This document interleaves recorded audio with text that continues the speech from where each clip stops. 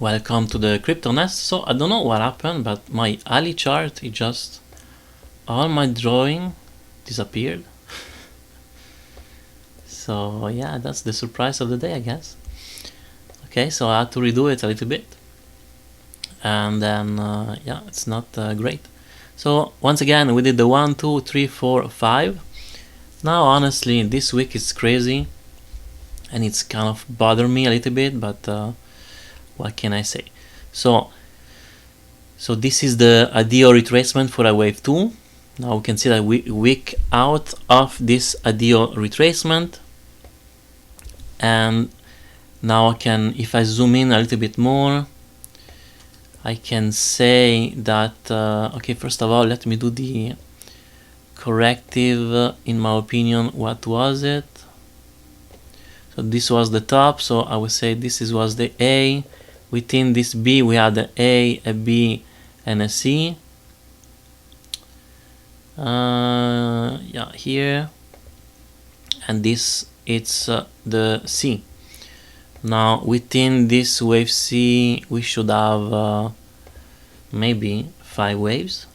So let's zoom in a little bit. Alright, so here we I think we had the 1, the 2, a nice 3, we had the 4, and this is the 5th. Okay, so I think now this is where we are.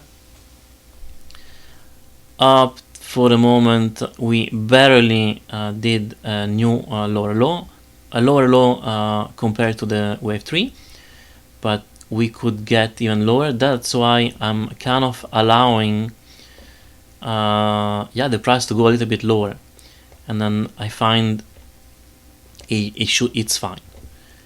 And then also here we can see that we had a lot of support here, so that's why I put this red line. And so we need to be aware that below the 0.786 it's start to be unlikely that it's a wave 2, but still possible. So we still have this room available. And then if I go to the 1-day chart, we can see that now it starts to be interesting, because this red line is the MA 200, so it's coming in and going to maybe another tools as a rescue the price to drop even below. So technically now we're going to have, well, first of all, we have this support here, previous support, can act as a support again. Also, we have this relevance of Fibonacci levels, and we're going to have on top of that this MA 200. So it's it starts to be more encouraging. So I would say it's, in my opinion, it's a kind of maybe a nice entry point potentially, because the profit it can be very high and the risk very low, because we all know that if it drops below, I would say, this box or about the box, now you need to decide for yourself what kind of risk you want to embrace. You want to lose, if you're okay, comfortable to lose, I don't know, like 1%, 2%, 3%, you decide. And then yeah, I would say, for sure, if it drops below this line, so it's 0.018, well, more likely if it fails that as a support, we have maybe this little wick here also at 1.72, 0.172. After that, it's going to go back to this, we're going to lose 1 digit. So that's going to be very bad. So for sure, this is not financial advice. This is something you can be aware of. The RSI is still in decline, and the momentum in MACD, I'm not sure if it's trying to, maybe get back some momentum, but we didn't flip into the green levels yet. Also, by the time, if the price goes in this area, we want to be careful on maybe double check the chart of Bitcoin before purchasing Ali.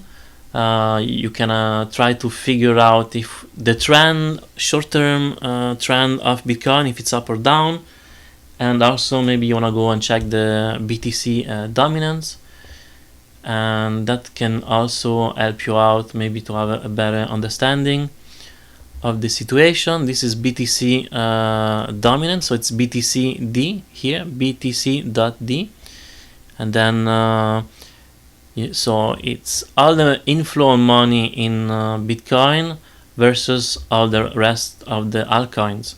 So for sure that if price is getting away from Bitcoin, it means, you know, altcoins should get usually more gains, because it means people are getting profit from Bitcoin, and maybe they take this profit and inject them back into the altcoin, so that's what make the price of the altcoin go higher.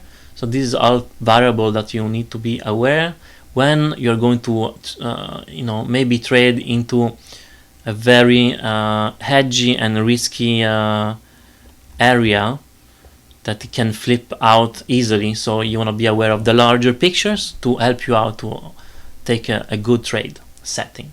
Alright, so this is pretty much all for Ali. Please like, subscribe and hit the notification bell, and have a good day.